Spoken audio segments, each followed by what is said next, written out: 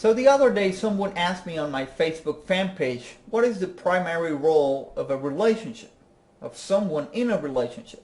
Well, this resulted from a previous post where I debated if someone in a committed intimate relationship can have their partner or spouse be their best friend, or should those roles be separate?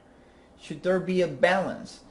If they're your best friend, will that affect the passion and intimacy in the relationship? So this is my response to her question.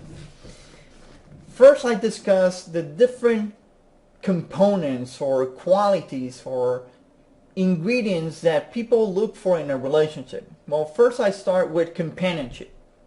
Life is just more worth living when we share our existence and the joys of it with someone else.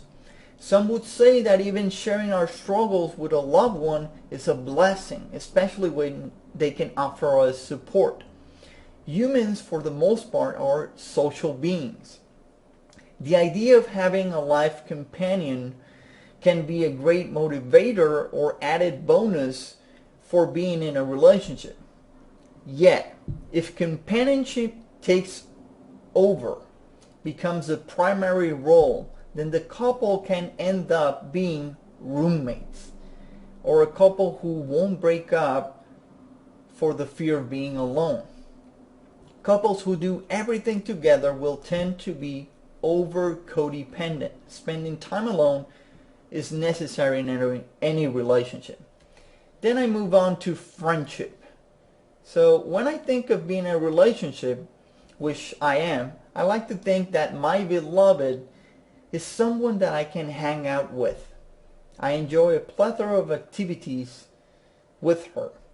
I have always known who are my true friends are because I can spend time with them in silence without feeling awkward. This is the case with my beloved. Yet my beloved is not my best friend, as I do not treat her as I treat my friends, nor I behave the same way as when I am with friends, especially male friends. There are very clear differences. If friendship takes on the primary role in a relationship, then you end up being just that, best friends that are connected mainly by sharing same interests and hanging out, having a good time.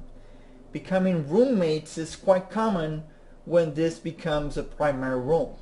Now, then I proceed with love, which is one of the main inspirations to get into in a relationship, to share, receive, and give love. So obviously love is a key ingredient in a relationship because it is like no other love that we have experienced with friends, family members, teachers, or anyone else. This love is characterized by the magnetism to become one with that person through the act of love, losing yourself and becoming something greater. There are other aspects of love shared in an intimate relationship, yet in my opinion, the previously mentioned aspect is the one that distinguishes an intimate relationship. However, I agree with those who say love alone is not enough. A couple must have similar interests that they enjoy doing together. For in those moments can this love keep growing. If you fall in love at first sight, for example, yet the other person doesn't share your interest, then this love will not grow or evolve as much. Then I proceed with intimacy. This is a key ingredient for a relationship. Assuming that you are in a monogamous and committed relationship, you are not sexually intimate with other people. Of course, there is much more to intimacy than just sexuality and the act of making love. The trust we share with our partner is very distinct from the trust we have with our friends or family members. Yet the greatest form of intimacy is the ability to be vulnerable, physically, sexually, emotionally, and spiritually with your partner or spouse. This is the true nakedness of the soul. Then there's another aspect which I love in relationships, and that is learning. Without a doubt, relationships are one of the greatest opportunities humans have for self-growth. Our beloved become mirrors to show us that we require to work on when we recognize our projections towards them. So every time we project something, every time we feel something in their presence and we're projecting that, that is just showing us what we require to work on ourselves. Yet our partners cannot adopt the primary role of being a teacher or a mentor. This kills intimacy and passion. Having a relationship coach can greatly assist you in mastering and manifesting epic relationships. But making your partner your coach or vice versa is a recipe for disaster. So in conclusion, there is no primary role when it comes to an intimate relationship.